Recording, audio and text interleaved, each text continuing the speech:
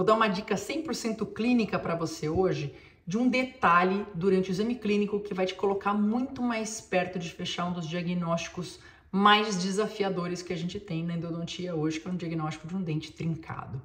Muito bem, claro que além de falar para você desse detalhe, eu vou falar como que eu manejei esse caso, que é como eu tenho manejado os casos que aparecem nessa mesma situação e com feedback excelente dos pacientes. Fala assim, ó, tô zero dor pós-operatória, que tô zero no processo e nem tomei medicação e nem nada, eu tomei 1, 2 doses e por aí foi.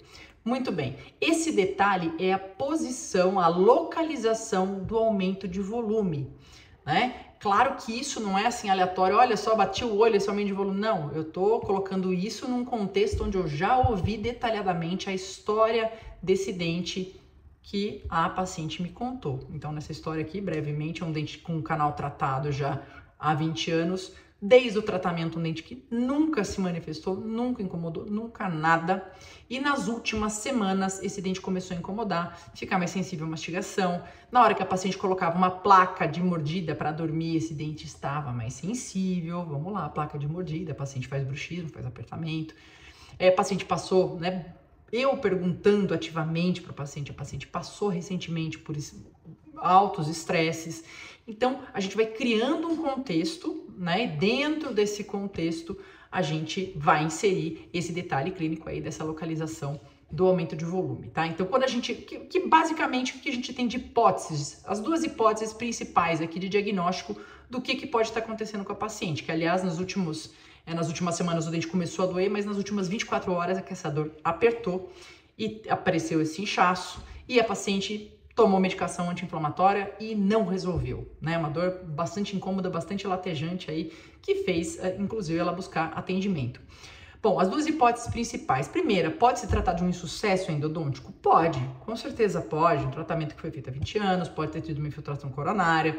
Pode ser que na época que foi realizado o tratamento, tecnicamente, não tenha sido coberto tudo que poderia ou que deveria ser coberto. Enfim, pode se tratar. No entanto, quando a gente tem esse tipo de situação e a gente está pensando num aumento de volume relacionado a esse insucesso de origem endodôntica, né? Um insucesso endodôntico, a gente tem, na maioria das vezes, esse aumento de volume mais apical, né? Às vezes até englobando aí um fundo de sulco ou paciente com aumento de volume extraoral, enfim, a gente tem um outro aspecto desse aumento de volume. Agora, a outra hipótese que a gente trabalha, paralelo aí com relação ao insucesso endodôntico, seria exatamente uma trinca. E essa trinca, né, envolvendo, já comprometendo a raiz desse dente, ela teria um aumento de volume muito mais característico como esse, que foi identificado mais próximo ali da região cervical do dente, indicando daí a presença dessa trinca, certo? É claro que não é um sinal, um sintoma, um relato, mas é a união, né, que a gente acaba com cada peça montando esse quebra-cabeça. E ainda assim, Fernanda, pô, tá definitivo aqui? Não, porque nesse dente dela especificamente, você olha para a coroa do dente, não tem nada assim extremamente conclusivo dessa trinca. Então, nesse caso, para eu poder falar de forma assertiva para o paciente, olha, se trata de uma trinca, eu vou solicitar uma tomografia e com essa tomografia em mãos, aí sim eu tenho outro panorama, inclusive para poder falar para ela, olha, se trata disso, né, é uma trinca e o planejamento é esse, já vai auxiliar até o planejamento cirúrgico. E como que a gente maneja, Fernanda? Poxa vida, e se eu peço, quando eu peço tomografia para o meu paciente, eu tenho que esperar ali alguns dias para o exame chegar, e como é que eu faço o paciente com dor? Você vai fazer algo de urgência para tirá-la desse quadro de dor. Então, remover totalmente o contato nesse dente, não é reduzir, não é aliviar, é remover totalmente o contato e depois, aí, se necessário, dar um suporte medicamentoso para essa paciente, dependendo aí do quadro, do que se trata.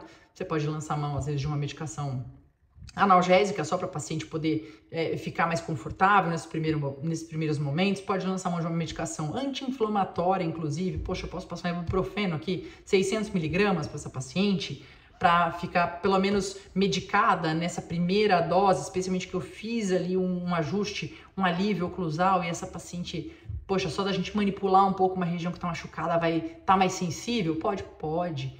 né? Então essa medicação de suporte é só para normalmente aí as primeiras 12 horas. Depois disso, o próprio fato de você ter removido totalmente esse dente de contato por si só, ele já vai causar um baita de um alívio. Então eu tenho aplicado esse protocolo, não só na parte de diagnóstico, mas aplicado esse protocolo aí de um tratamento de urgência para pacientes nessa situação, nesse quadro, com um feedback realmente sensacional, do tipo, zerou a dor, né? Lógico, não vou morder um amendoim ali em cima, mas a dor tá praticamente zero. Consigo manejar, faz a tomografia ou faz o planejamento, se é exodontia, implante, seja lá o que for.